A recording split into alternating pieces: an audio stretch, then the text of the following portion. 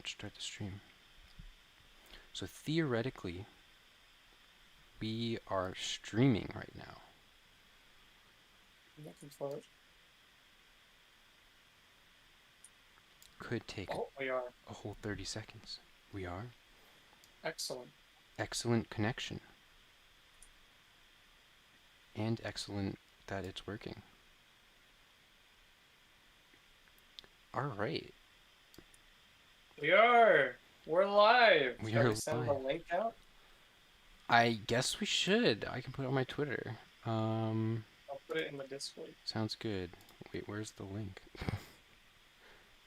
You think I could Just find the link from the live streams place? I got it. Here you go. Okay.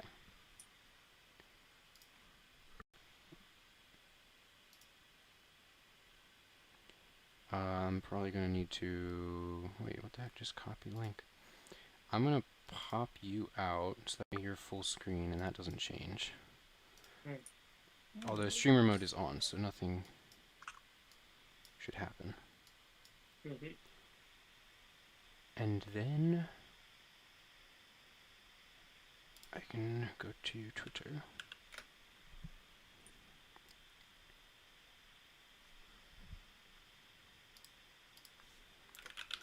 Trying a stream. I gotta spell it wrong. Stream thing for podcast. Oh, gotta spell it right. With a K. Episode. What are we calling it? Installment number 2. Tweet.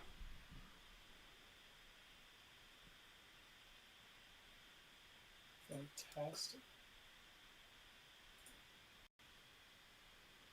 Oh, it looks like OBS is streaming the wrong Discord. Very good. Very good. You see that?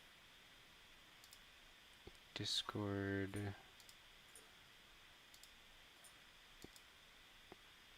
Aha.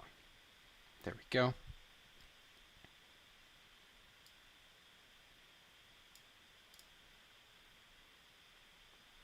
Epic. All right. Wunderbar. We have 1 viewer. Is that you? Probably, yeah.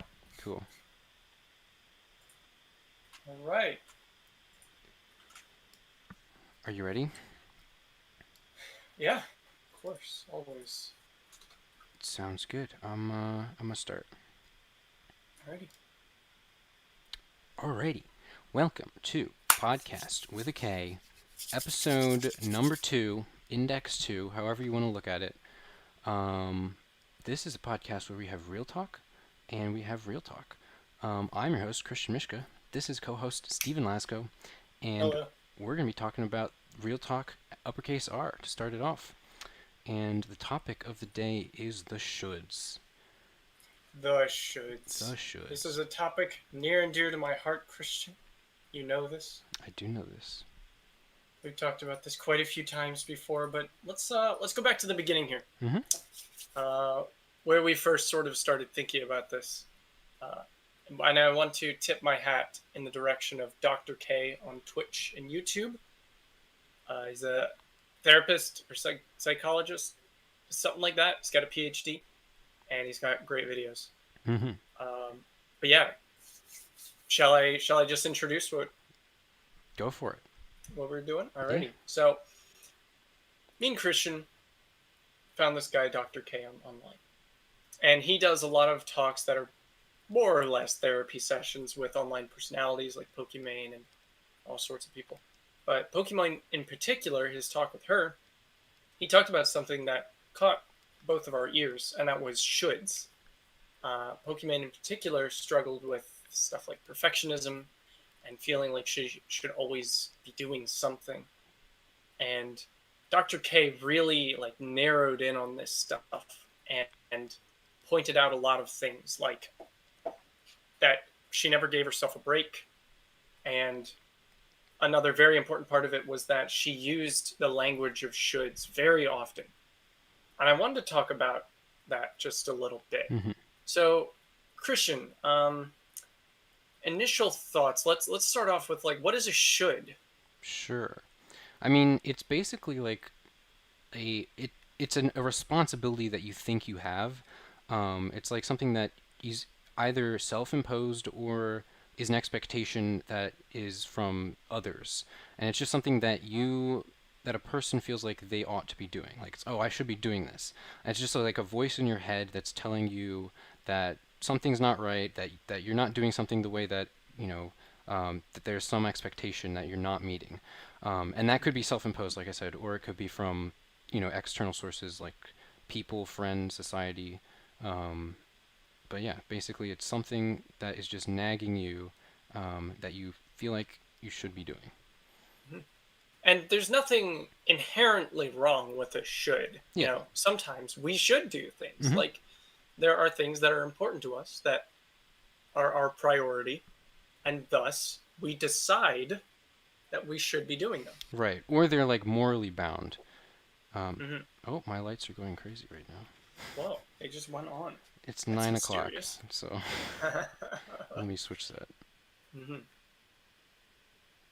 They can be morally bound, Hmm. and those are valid. There's a certain sense of the word should that is valid, Yes. and is useful in conversation in everyday language. But there's another form of should that I think is very toxic, and I think Christian, you agree with that. Hmm. Um, this form of should is is pervasive in the minds of a lot of people. It was pervasive in me and Christian, in mine and Christian's minds, and it's easiest to describe in how it comes out, which is that you're often telling yourself you should be doing something, and even if you don't use the word, it's implied. Like there's a feeling behind it. Hmm. That's the most important thing. Um, and I think what it boils down to is something like I'm not doing something right. It's judging yourself. It's frequent judgment of yourself, and it comes out in the language of should. So, Christian, can I ask just a little bit about your experience with shoulds and how they sort of affected your mental well-being? Sure. Wow. Out of the blue. um, yeah. So I mean, I have to think. They, I guess I've seen them in different areas of my life. School being a primary area, I think, like especially expectations with homework and grades and stuff. But Hmm. also other areas as well. But it's like you should be getting good grades, right? Right. Might be one, and that might not necessarily be something that was self-imposed or imposed by specific people. It could have been just because like I was getting good grades at one point, and then people are like, "Oh, he's the smart person. Gets good grades," and then there's a feedback loop where it's like, "Oh, I should be getting good grades because I'm a smart person," um, and that's not necessarily a healthy thing to have, and especially I guess how it applies in school, right? Like if you're good at one thing, you might not be good at another thing. So trying to translate that loop to other areas of your life is not effective. Um, Hmm. and I think that was probably one of the bigger ways that it affected me, with my expectations, or yeah, I guess the way that I perceive the expectations of others. Um, I'd have to think about some others, Would but you say that it laid more of a sorry? Oh, my hat! Oh oh no. gosh, that's expensive. Okay, I'll get that in a second. Um, would you say that others' expectations laid a heavier weight on you, or was it your own expectations for yourself? It was definitely my own. Yeah, it like I don't think I ever thought that it was from someone else. Like they Hmm. were others' expectations, until I realized that it was probably like implicitly it came from them. Hmm. It was definitely like it.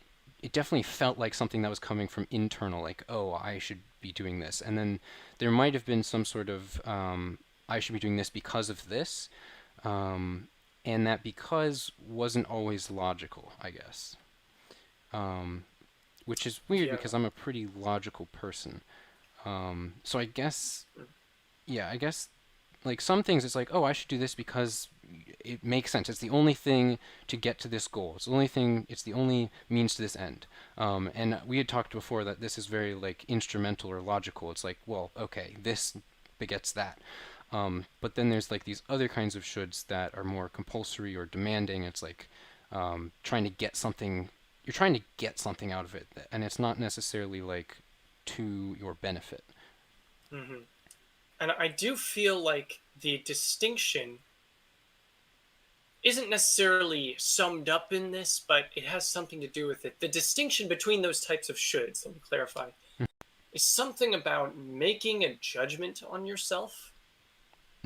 And Definitely. on there's a judgment, and on some level it's judging how good of a person you are. Mm, Not maybe not morally, or it could be moral. In fact, for me, I'd say it was moral more often than not. hmm But just judging whether or not you're a good student. You know, Right. am I slipping because my grades slipped? Like I was good back then. Am I weakening now? Am I getting worse? hmm Definitely. Yeah, I guess like the distinction between like going off of that distinction, right? If you have a should that is very instrumental, something begets something, it has nothing to do with you. It's like, oh, well, I do this like I I call the doctor so I can get a checkup, right? Well, that's pretty Mm-hmm. clear. I'm not going to judge myself for, doing those things. Maybe someone would. But if it's like, oh, I should get good grades because good grade, like whatever reason can be found, right? Um, the judgment is then, oh, I'm realizing I'm not getting good grades, therefore I'm not a good person or not meeting some sort of standard Mm-hmm. that I've set for myself, and that is definitely an issue where that judgment, as you mentioned, comes in. Mm-hmm. And you know what I've been noticing a couple times while we've been talking is Hmm that a lot of these things incorporate some kind of inaccurate thinking. mm, Like for instance, and I think it also has to do with me. For me, it had to do with anxiety. I won't put words in your mouth for sure, but um, inaccurate thinking, as in like, okay, if I get a B in this course, something bad is going to happen, or it could very well be just that if I get a B in this course, I'm a worse person, I'm a worse student, I'm not meeting my own standard. hmm Um, for a lot of people, I think they would justify it though. If you were to ask them, why do you need perfect grades? They might justify it as, well, you need good grades to get a job. You need really good grades, and hmm I'm just trying my best. And they're potentially hurting themselves or diminishing their mental health in the process. So they justify it with inaccurate thinking. If it was truly accurate, there wouldn't be room to judge yourself, Sure. is how I think. It's kind of like, okay, if I don't do this, I'm going to get a job or I'm going to not get a job and I'm going to be homeless. Okay, if you knew that for sure, okay, yeah, you do the thing. That's probably a good idea. Yeah. But you don't know for sure, and getting a B is not the end of the world. hmm hmm It's irrational. Right, right. And there's a certain level of, at least for me, there's a certain level of anxiety with these things hmm that I felt something bad might happen in the future, or I'm going to just keep slipping. It's kind of like a slippery slope fallacy. Like I Right. don't want to give a little because I'll start giving more. I hmm don't want to do that. Yeah. Yeah, that's But interesting. let me throw in my experience Yep. here. So I grew up in the church, Christian church, and all my life, Christian family, going to church all my life, and this is not everyone's story in the Christian church. I definitely know that, but it turned out to be mine, and I'm not the only one. But um, I ended up having sort of a guilt complex, I think, and what came out of that was shoulds, a lot of shoulds, and this was daily, hmm daily, like almost minute by minute shoulds constantly. Like if I went upstairs or if I came out of my room and got breakfast and didn't, you know, say hi or seem cheerful enough for my family to brighten their day, then that was on me. That was my fault. Like, I should be doing this thing. I Hmm. should be making their lives better. I should be being, growing this relationship. And everything that I was doing that didn't assist me in those really quite abstract goals a lot of the time, what I felt like I should be doing, it was wrong. And in my case, it was sin, Hmm. or at least something like that. I wasn't sure if it was exactly that, but yeah, it was definitely a moral should for me. It wasn't. It was my own standard, but it was also a standard that was sort of that I developed from an external source. And it was very pervasive in my life. Like shoulds just clouded my judgment all the time, and inaccurate thinking was definitely part of it. Like, it's not a big deal if I don't say hi to a friend for one day. Yeah. It's not that big of a deal, realistically. But there's this inaccurate level of thinking that blows things out of proportion, and it's not healthy. And for anyone out there who's dealing with these sorts of with these thoughts, if you find yourself feeling bad, if you find yourself judging yourself, that's a good one. And if you find yourself saying I should be doing this a lot, just kind of in the back of your mind or under your breath, these are things to look into for sure. Definitely. Especially if, Hmm. like, I mean, if that's your primary mode of judging yourself, and you don't even know the value of the judgment that you're assigning to yourself, it's like, um, it's probably more important to understand why you're judging yourself as opposed to just accepting whatever preconceived judgments you have of yourself. Um, Mm. Yeah. because if you're just going off of like, oh, it's what I know, it's what I've done, this is the values that I have, and you're not breaking those down, then you're not going to understand like why are you judging yourself this way. Hmm. Um, and I think, yeah, one, you mentioned like, saying hi to friends or to people. And I think one of the areas of my life I've struggled with in regards to, um, I don't know if you call this morally or not, but I enjoy helping people. And there's a certain degree where it feels like it's something I should do, Hmm. or where it's just conflicting with other areas of my life, and I end up diverting to one over the other. Um, so that's definitely something I've been working on over the past year, maybe even more, um, to address. Like just understanding like the reasoning behind it. Is it something I should be doing? Why do I think I should be doing it? Um, and then not trying to judge myself if it's not something I end up doing. Hmm. Absolutely. And it was, you said something earlier that I found interesting, which was I think you talked about like primary ways of judging yourself. Hmm. And it got me thinking about how we judge ourselves, or maybe more generally, how we think about ourselves. Sure. Uh, and, just like everything you were saying there, like helping others, like a lot of people would definitely say that's a good thing. And I think in general, it is a good thing, but a lot of things are good things. Hmm. And so there's a certain way that we manage to judge ourselves for everything good and bad that we do. Isn't it crazy? Like, we can judge ourselves for doing something badly, right? Like, people would be like, oh, okay, I mean, that's kind of fair. But we can also judge ourselves for the good things in our lives, Hmm. like helping others. And okay, we don't help somebody as much this time.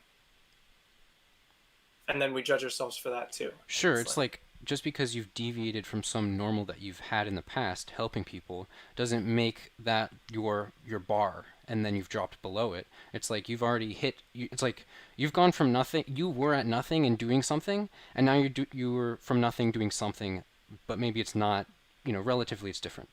right. So It's it's like just different. instead of comparing yourself to, like, comparing those kind of judgments of yourself over time, it's better to kind of look at the whole picture because that's kind of one dimension of you. It's like, oh, okay, the you that helps people, right? And then, but there's also the you that's a human being that needs to survive and live and um, have a mental health and all these Hmm. and physical health. And those are conflicting roles in society. So maybe in those days where it dips down there, you need to be paying attention to yourself in other ways, and that's not where people's minds go immediately. Hmm. Yeah, to loving yourself too. Yeah. Like that's a great example of a should that helping others. Hmm. And so is school. Like a lot of these things that we judge ourselves for are good things, but I think there's a piece of the equation that we are missing, and you mentioned it, which is loving yourself too Hmm. and taking care of your own mental health. Yeah. Um, that kind of brings me into this other topic that I had in mind, which was other ways to judge yourself. And I don't think I'm using great terminology here, but just off the top of my head. Hmm. Um, when you talked about your primary way of judging yourself, I thought, okay, what other ways are there to judge yourself?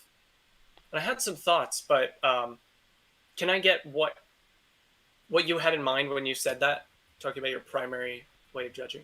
Sure. I have to remember. That's fine. Like I think I wasn't getting at the opposition to it. I was really just getting, if this is kind of the thing that's in your mind that's nagging you, then that's going to be the first thing that you're going to use to judge yourself, because that's what's apparent. That's what's right in front of you. Um, Mm, so I wasn't necessarily I see. saying that there are better primary ways of judging yourself, but there are. And like when you were just saying it, the way that you said it, I think just a second ago made me think of um, Jordan Peterson's 12 Rules for Life, and he's got one rule. Which one is it? I have it pulled up here. Treat yourself like you're someone you are responsible for helping. That's his second rule for life. Mm, And I think that is a very good way to judge yourself. Treat yourself like you're someone you're responsible for. And that just changes your perspective of like who you are. I could not agree more. I think I've learned that kind of lesson through different routes, Hmm. but yeah, that's a big thing. It's just another way of loving yourself, you know. And it's interesting because we see ourselves as so unique. Like we judge ourselves oftentimes more than we judge others. A Hmm. lot of us, anyway. Yeah. Um, but that it's an arbitrary choice to do that, to judge yourself more than you judge others, or to judge yourself worse than others. It's an arbitrary, just because I'm the person living through this experience, living as this person, suddenly I don't deserve the same courtesy that I give to others. Hmm. And I think that's a fallacy. you Yeah. but about other ways to judge yourself, Hmm. it's caught my mind because I thought, how do I judge myself now? Because I definitely do it differently. And I don't think judging myself is the right terminology either. Trying to think of how school was before and how it is now, right? For instance, Hmm. that's topical for us. Um, Before, it was more or less a moral obligation, and there was a lot of stress involved with that and anxiety. And judging myself specifically, for being a good person generally, you should be studious and you should have a good work ethic. There's a big difference now, I think, and I think it comes down to judging myself versus judging the situation I'm in Hmm. objectively. Sure. There's Yeah. a moral judgment that that's the shoulds, and there's the objective analysis, Hmm. which is what I end up doing now, I think. Sure. And I don't think that's mutually exclusive from a moral standpoint. Mm. Like I think you can view the context objectively from a moral standpoint. Um, the other one is just more focused. Like it's non-contextual if you're just looking at one aspect as opposed to looking at a context. It almost makes me think. Well, it makes me think of like the different things we learned in ethics class, like utilitarianism. that's very much about like a global optimum. Like I want the best for this group of people, and there Mhm. can be dips in that can be dips, but they will ultimately support for this utility going forward. As opposed to something that's more Kantian, which is very this is right and this is wrong, and that seems like it's kind of along the lines of what you're talking about. It's like the way you're judging yourself, this is right, this is wrong, period, black and white. That's how you're going to apply it to yourself. You're going to try to stick to those rules. Versus like, oh, this is kind of a global function that we're trying to optimize, or maybe a more virtue ethics kind of way of looking at it, where you have role models, and of course that's a bit well role models, but also vices between means. So instead of being Mhm. extreme on either end of the spectrum of some sort of virtue, you pick the middle ground. Um, Mhm. Mhm. Mhm. so yeah, That's that's fascinating. I think there's a lot to dig into in terms of there's philosophical argument I think to dig into here in sure. terms of what sort of moral judgments we ought to make. Yeah, Um, but I think I want to leave off with a couple things that might help those who are maybe struggling with shoulds. hmm So I have something in mind, and I'll just go for it, and then if you have something you want to add, please do.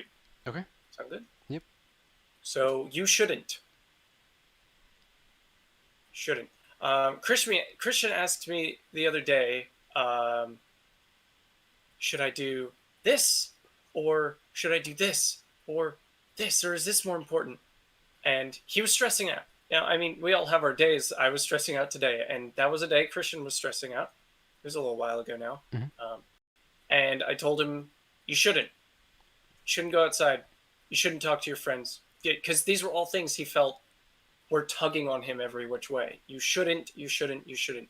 It's not about shoulds. And we both have like told each other this at different times now. Yeah. And it's a great thing to tell yourself hmm because it breaks you out of that mental loop. It's a thought process. It's a thought loop that you get into. It's a loop of shoulds, and oftentimes it comes with inaccurate, fallacious meaning, logic, hmm and it's best to just break out of it. Stop saying should. Drop the shoulds. Don't say it anymore. Look at the situation objectively and stop judging yourself so much. You're a human being with feelings, and with the stuff in your life has different priorities, and whatever they are, they can shuffle, they can change. You're not locked into something. Try to take a deep breath. Tell yourself you shouldn't do anything. You don't have to do anything. It's not about shoulds. And reanalyze your situation is what I'd say, without this perspective of judgment and shoulds. Damn straight. Hell yeah. I don't know if I can top that. No need to top it. I don't know if I can add to that. Um, yeah, I That's fine. 100% agree. Yep, Mm-hmm. it's very useful to just say you shouldn't at times, and then that just realize like, oh, maybe I don't have to, maybe I shouldn't, and then Mm-hmm. maybe you do end up doing it anyways, but you've kind of had that opportunity to release and realize that it's not something that's impeding you to like to do life. Agreed. That's actually, we're running out of time in this segment, Mhm, but that is something I've definitely noticed is that I am not less productive after I've dropped the anxiety and after I've dropped the worry mhm, about shoulds and stopped telling me that I should. I have not gotten less productive. I've gotten 50 times more productive easily. Been better able to plan, but better able to do like everything I want to do. mhm, Okay. And I shouldn't do it. I shouldn't. I don't need to. It's not about shoulds. There's nothing to do with that. I don't have to. And that's what's so freeing is and I, that's what's so freeing, and it's something that kind of elevates your mind to just a different way of thinking, a freer way of thinking, where you're not tied down to things, you're not laying anxiety and stress on top of yourself. There's external things that are hard to do. Mm-hmm. You don't have to keep piling stuff on top of yourself, these emotions and these thoughts. It's beneficial Yeah. in every way. And I've also heard people say, instead of saying I should do this, you can say I get to do this.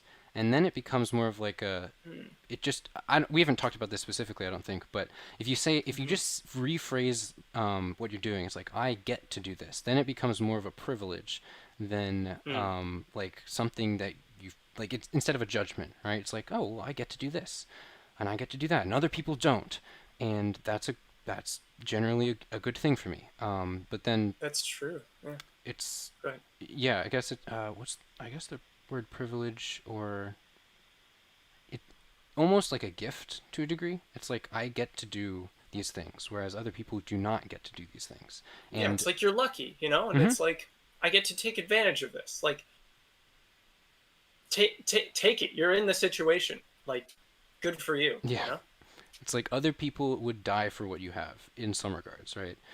Um, so yeah, just changing your perspective in any of these ways is definitely very helpful. Agreed. And another thing I've been doing is I haven't so much done the I get to do this, though I definitely see the appeal to that and Hmm. stuff like calling the doctor's office. Like I have a doctor I can go to. That's pretty great. Yeah. Like not everybody does. I get to do a lot of things, but what I've been doing lately is instead of saying, "Oh, I have to do this, I should do this," and I'm thinking about school right now. I have to do school. It's I'm going to do school. Like this is my decision. Hmm.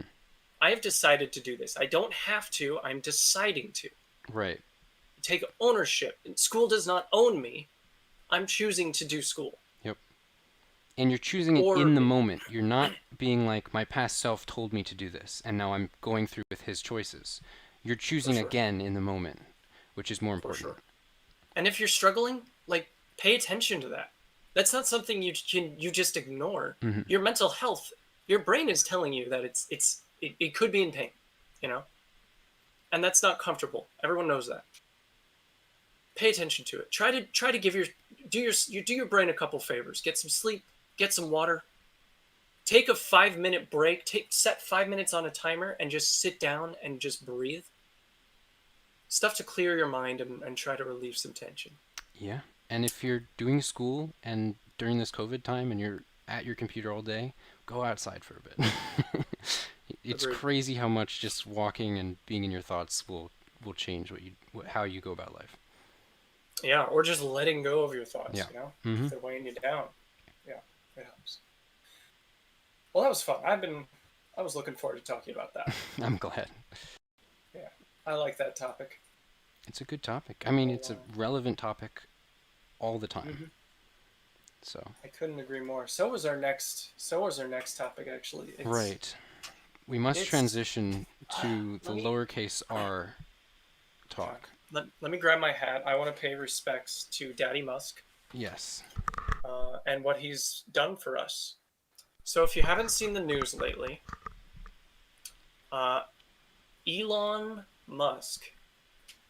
Well, what am I talking about? News? It's not exactly new news, but Right. Elon Musk has developed the world's very first cat girls. It's a fact. What do you think, Christian?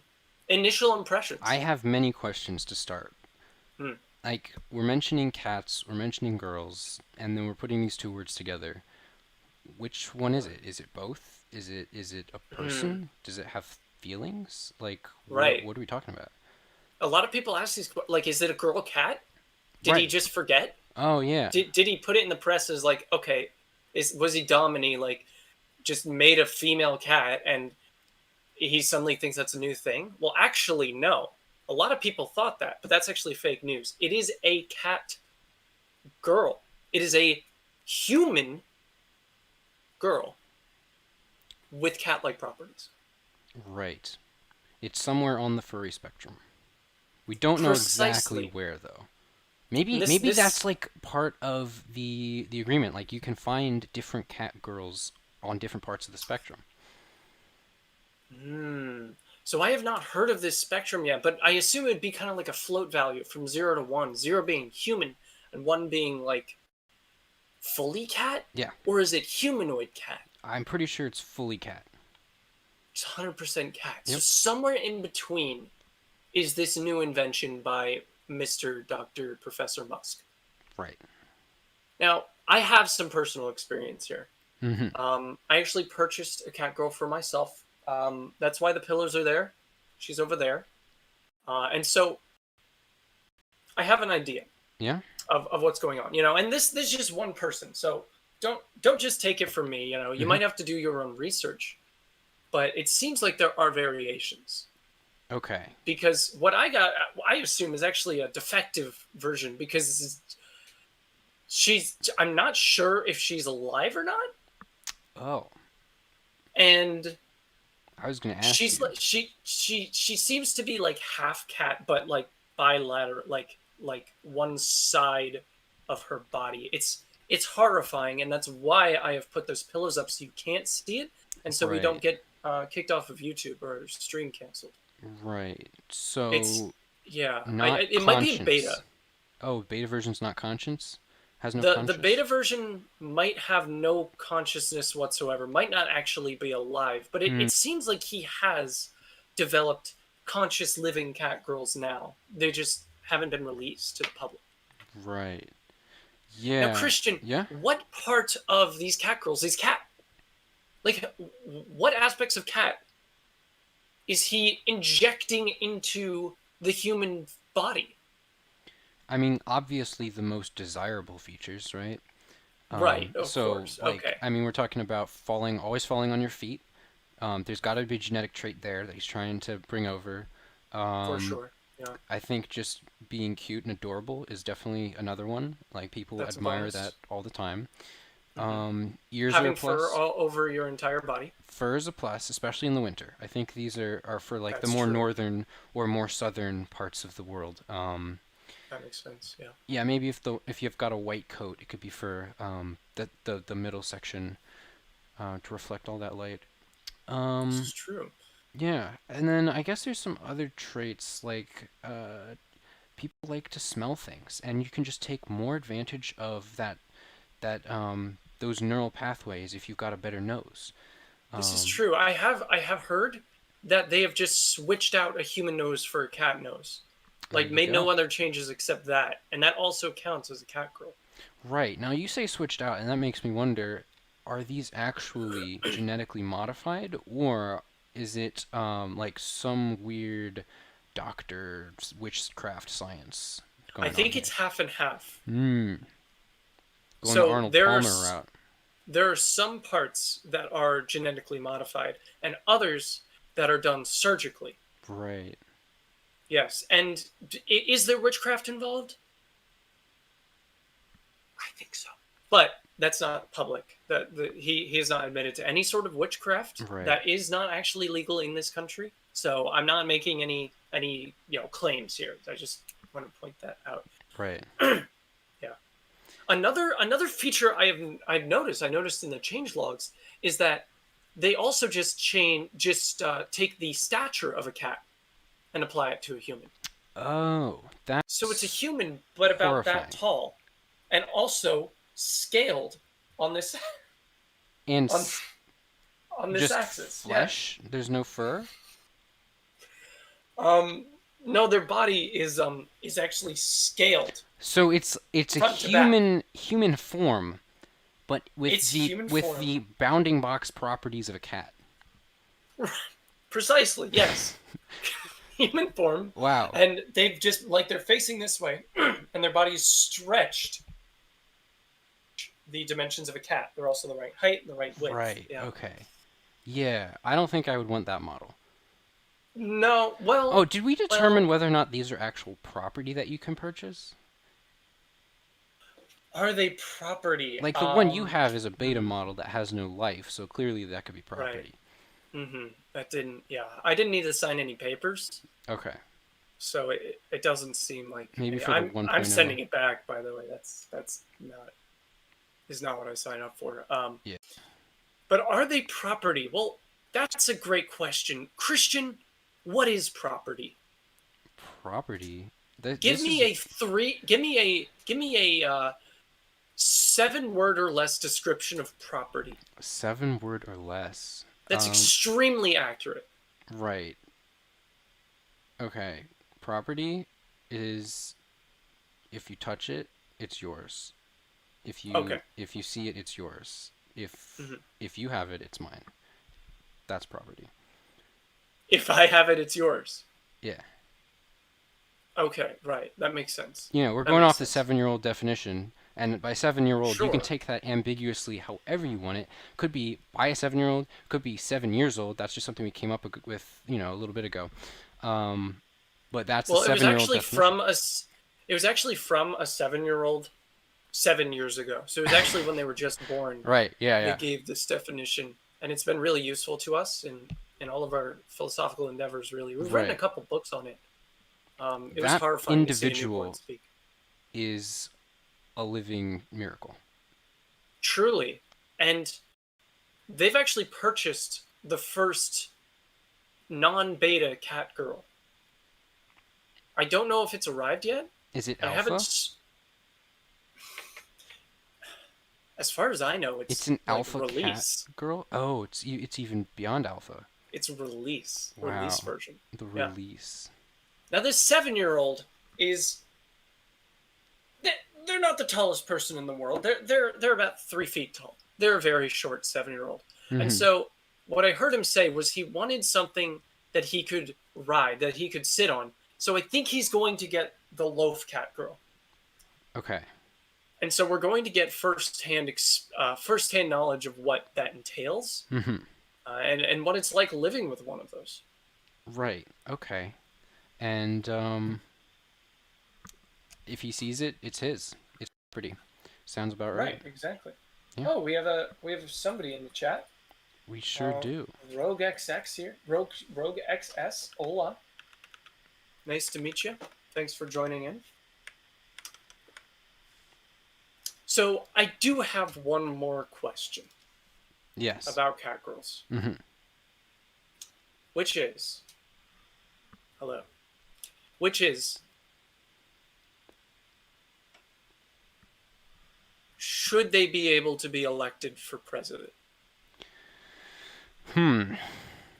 This is a Are very they controversial human? topic. Right, yeah, it I mean, is. we And already I mean, declared by the 7-year-old definition that they're property, and I don't think people are property. So I think right, no. right. But there is a group Okay. of people that is petitioning for their rights, and we cannot neglect them. Ah, I see. So they don't believe they're property then. Yes, this group of people does not believe they're property, That's going to upset the even establishment, I even gotta though they're say. manufactured, and even though you can see it and touch it and have it. Even though you can see it, that I would have to see some of their arguments because that's just really bizarre to me. I know. Like this is mine, right? Yeah, it's yours. You see it. It's just intuitive. Like I'm Yep. touching it. You're It touching makes it. sense. And so like you grab a cat girl's 3 foot long thick hand, and I mean it's yours. I don't. That's a strange thing. Ever since COVID times, we've been living under this new law that what you see and touch is yours because nobody can see each other or touch each other because we're social distance. So They wouldn't even want to. America has officially signed this into law now. Right. So to go against that suddenly is impressive. I gotta say, they got gumption. Yeah. I believe those are the cat and girl love and society, Cagless. And I think we'll be having them as a guest at some point. I hope to. We've already sent out an email. We've sent out a letter. We've sent out a pigeon, and we've sent out a man on horseback. We Hmm. hope to see back. We hope to hear from them soon. And we also have Because to we. hope Go ahead. that the other group, the opposing group, is not going to cut down all of our means of messages. We have armed them with Musk's latest technology, which is pistols. We have armed them Electric with pistols. Musk's patented pistols, yes. But we don't know if that'll be enough, to be honest with you. I'm going to be real with you all here. I don't know if that's going to be enough. Hey, Jack. Hi there. Jack, we might need to come talk to you about this. I'll be real. Like, we don't know how to properly protect our carrier pigeons. They can't actually carry pistols. Who knew? Like, why did I don't know. How did they ever use carrier pigeons if they couldn't carry pistols? I know. It's unprotected. I don't get it. So we need some kind of protection for our messengers of all sorts. Better than a pistol. In this Yeah, day and age, when we have, bats, katanas, a pistol does almost nothing. So it's true. it's a scary world out there. Pistols are almost old school tech at this point. Like Elon just upgraded them to be electric. Which is like, okay, Hmm. that's cool. Okay, you made an electric car. I get it. That's cool. You're gonna make an electric cat. Shh, don't talk about that. Call the patent office. Oh, yeah, okay. I'm serious. Send an email right now. Send it. Write it down. We're good. I think we locked it in. It does take 24 months for the order to go through. So if anyone had that idea even a second before we did, we're done. I believe your cat Okay. girl is starting to move. Cat, lay down. That's a different cat girl. That's actually a cat boy. Oh, That is a cat boy. Yeah. Remember, the cat girl's not conscious and doesn't seem to be alive. I can't confirm that because they don't have the same vasculatory, respiratory system as us. They don't have hearts, for right. instance, which is what the soul is stored inside. So, they're probably not alive. This is true. And to be clear, they don't show any signs of being alive. I just want to. Anyway. Okay. So, cat girls, everyone get excited. This is an exciting new period of history. There will probably be civil wars over this between the two factions. I believe they've already abolished the Republican and Democratic Party in favor of these two parties. Yeah. When was that announced? Thursday? Thursday morning, I think. Thursday morning. Yeah. Yeah, so Fox and CNN have already changed their names to Cat and Girl. and CNN still, which is Cat News Network. Oh, Cat News Network. Right. Right. Fox just named it to Cat, and CNN is now Cat News Network. Right. So exciting times, guys. Exciting times. Indeed. We're living in the future. The future is here now. Future is here. Future is now. Future is cat girls. It is indeed. It will not be anything else. Nothing beyond this point. Nope. We're done. We're History's done. over. Stop writing those It's history the books. final form of humanity. I think this was written about in Revelation. Oh, goodness. Well. So that was our real talk with a lowercase r. That's I hope right. you enjoyed it.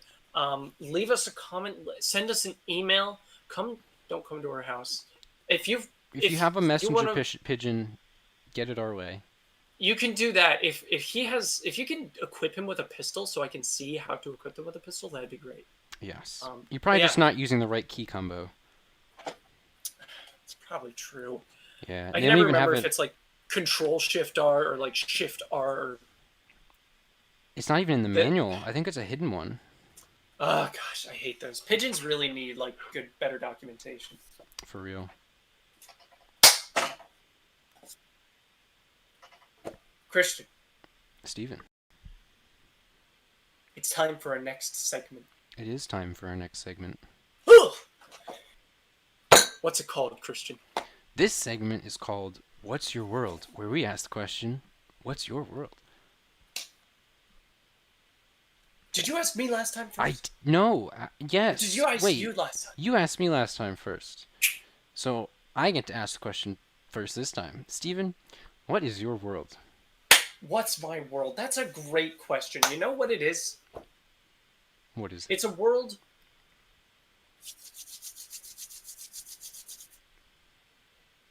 You know turtles? I've seen them around. Do you know all the properties of turtles? I couldn't iterate them, but yeah. They have shells. Mm-hmm. Their shells often have octagons on them. Yes. They have flesh. They retract. Yes, yes. They dig. And that's where they lay their eggs and stuff. They swim. Mm-hmm. They get run over by cars sometimes. This is a property. My world has all of these attributes. Oh. Standing on the ground, you stand upon a thick layer of dirt. Looking up, you see nothing but black. But you look straight ahead, and there's a bright band of light. Kind of looks like it's like this kind of a shape. A bright band of light that way, a bright band of light that way, dark in all other places. Now, what makes this interesting is, sure, oh, you're in a shell, right? No. You walk towards one of these, and it gets farther away. You turn around, and the other one's farther too. The more you walk away from where you first appear in this world, the further you get away from either light on both sides. Mm. So you can go live further away, Yeah, you get less light, but it's possible. They retract slowly enough that you can get a couple miles, but get too far, and you could be lost forever. Oh. Now, another thing is that turtle shells have octagons. They do. And boy, does my world have octagons. When you take a step, the first thing you'll notice is that your feet are now octagon-shaped. And when they get planted on the ground, they fit into this perfect little seam in the dirt. And it's like a suction almost. It fits so perfectly. Mm-hmm. It gets locked like a magnetic force into this array of hexagons. Another thing turtles have is that they retract and extend their body. Yes. So here's the thing about my world is that normal humans, there are humans in this world. Normal humans cannot retract or extend, which means they're but beanpoles. They cannot bend down, they cannot move up, they cannot move side to side. What can are the strong men. That's what they call them. Oh. They're an unknown height. An unknown height. Because you don't know how much they've retracted? No, here's the thing. Mm-hmm. The only way to really see them is if they are a silhouette in front of the light on either end of the shell world. Ooh. And no one's ever seen the top of one. No one has ever been able to get that high, of course. And it seems like there's no end to where they reach. These strongmen are thoroughly extended. And they're horrifying, too. They're not nice to people. Oh. You know how turtles get run over by cars occasionally? I sure do. So do humans in this world. And the cars are the strongmen. Wow. These strongmen don't stop for anything. In fact, their feet do actually latch into the hexagons. Mm-hmm. But their path is very erratic. And their feet are more like 6 hexagons across compared to your 1. And when they start running, if you're not facing the light, if they're not in between you and the light, you can't even see where they're coming from. You have to rely solely on sound, which is constantly echoing inside this shell. Mm.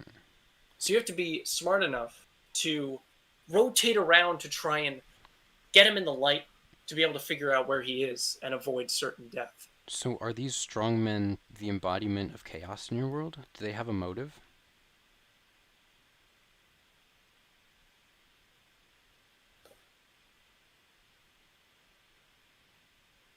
Their motive is above any human on the ground. Above even the worries of darkness. Their heads extend up and up and up and up. Further past where you think the shell should even be. And they see further than anyone could imagine. And what it ends up being is if you were to follow their twisted bodies, their twisted black bodies all the way up, miles into the air, you would start to see that the openings of light start to like turn, and these strongmen are able to see behind the light sources. It turns out there is no top to this world. There is no upper part of the shell. What's up there is a whole nother world filled with strongmen. Oh. These strongmen are trying to figure out why the humans have come to their world. They dissect them. They bring them up after they step on them, often accidentally. They bring them up and they dissect them like frogs.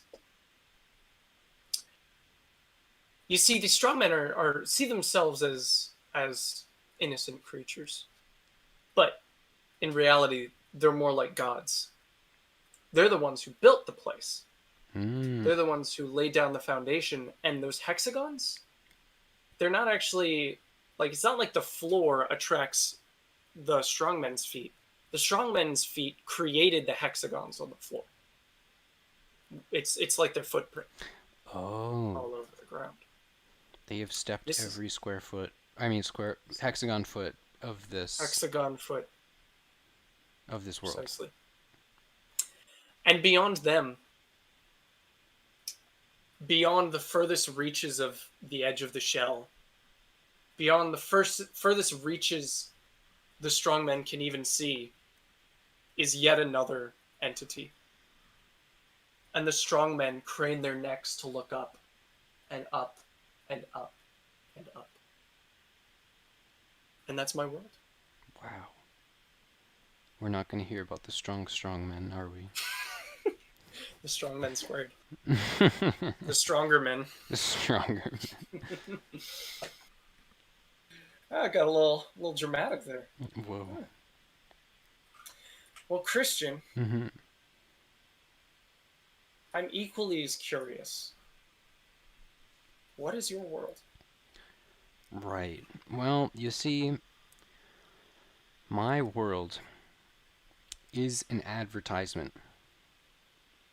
It is one giant advertisement, and there is no puppeteer, there is no person outside of this advertisement. In fact, everything within the world is its own advertisement. Everything is trying to sell something. No matter what it is, if it has life, if it's lifeless, it is there. Its purpose there is to sell something. Whether it's selling itself, whether it's selling someone else, whether it's pointing to things to be sold, it's there to sell things. The issue with this society is that there is nothing to consume. Everything there is trying to sell, and there's no one there to consume. So supply and demand is totally off course, and they're just starting to suffer. They keep trying to sell more things, but the demand is just not there. These beings are anti-capitalist because they don't believe in supply and demand. They just believe in supply. The demand is probably in another universe that they'll never contact because they're not making any efforts other than selling. If they were, on the other hand, making efforts to try to contact the consuming universe, then maybe, or world, maybe they would have hope in their efforts. Maybe they would feel fulfillness in all the things that they're trying to do, in their purpose, because they are physically unable to fulfill themselves. Their purpose is unfulfillable. And the Wow. leader of this world is just as miserable as the peasants. In fact, nobody can really tell who the leader is because they all just look just as miserable as one another. There's no hierarchy. There's no structure. The advertisements float around in the abyss of the world, in physical form, in mental form, in emotional form. They can all recognize one another, but none of them are doing their duty. In fact, color doesn't exist in this world. Color is often a key point in advertisements. It draws the eye to one thing or another, but they have no distinction of color, and they have no means of producing it. So even to one another, they cannot find a soulmate. They cannot see one another as something that is different from one another. They just see advertisements, emotional, physical, mental. Everyone's just trying to sell something, and no one can find what they actually want. This is my world. Wow. That was dark. Wow, good stuff. I don't know where that came from. That was great. That felt like a commentary on our society, which is, Maybe it was. Maybe it wasn't. Who knows what NI is doing up here? oh my gosh, no one, No no one. one knows. No one knows. Well, guys, I think that's I think that's it. That could be it. I think that's the end of our podcast. I think that is, well, the end of episode 2. The Installment end 2. of episode 2, not the end of our podcast in general. Right, yes. Ambiguity must be solved at all times during Real Talk with capital R. If there's ambiguity during Real Talk with the lowercase r, it is to be propagated and accepted at fault. At no fault? At fault. Either way, ambiguity. By default. By default, yes. Awesome. Wow. Thank Guys, you. remember to take your ambiguity supplements in the morning. Remember All of them. Embrace your life, embrace the inevitable, and embrace the cat girls that will be coming your way. Yes, you need to embrace them or flee from them, depending on where you come from. There's no in between. There's really not. Those are the two options. That's the one thing that ambiguity is going to stress you out about, because you need to know which side you're on. This is true. So, That's yeah. a real talk right there. Real talk. Keeping all the R's in line. All right. Well, it has been a pleasure. It has been it's been wonderful. Thank you for coming to the podcast with a K. I will stop the recording, but keep the stream. All right. Boom. We're still streaming. And there are potentially 3 people watching right now. Hello? Whoa. Hello? Are we still live? No. Wait, yes, we're live. We're live. We're not recording. Alright. We're live. My computer just blue screen. Whoa. Wow. That was unexpected. Yeah, it just came out of nowhere. Wow. That was perfect timing. Really? It Yeah. was. Now there's 4 people watching our podcast. Oh, great. Right on the If you blue missed it, screen. Steven, I ended the recording, but we're still streaming. Oh, okay. Yeah. That's Yes. all right. Who's in chat? I can't see. It's Jack, and apparently there are 4 concurrent viewers at the moment. You might be one. Well, wait, your computer died, so probably not you. Not I. Yeah. Hello, internet friends. Whoever Hello, you are. internet friend. Or real friends. It could be both. It could be both. Well, they're one and the same. I'm confused about the concurrent viewer count because at the top it says 2 concurrent viewers. But on this bar graph it's giving me, it's like, boom, 4 concurrent viewers. Whoa. It's totally lying to me.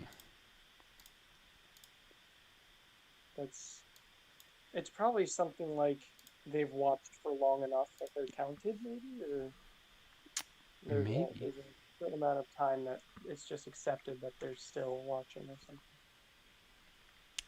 Maybe. I don't know. It's a learning experience. Yeah. We can see that the average watch time is 25 minutes. 26 Hey, minutes. not bad. Take it. That's about half of the episode, so stonks. Hey, I'm glad they did something. My computer has started. Nice. Were you on Windows when it blue screened? Yeah. Rip. Mhm. It would only ever be Windows. Right at the end, that is really perfect timing. It really was. That's crazy. Well, nobody's saying anything in the chat.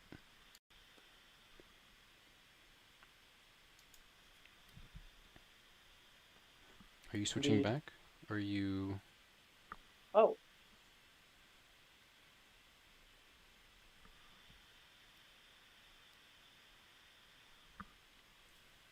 There we go. There Yeah. you go. You're a different person. I was switched out. We don't know that it was you, Stephen. We cannot feel you. It could have been one of your many clones.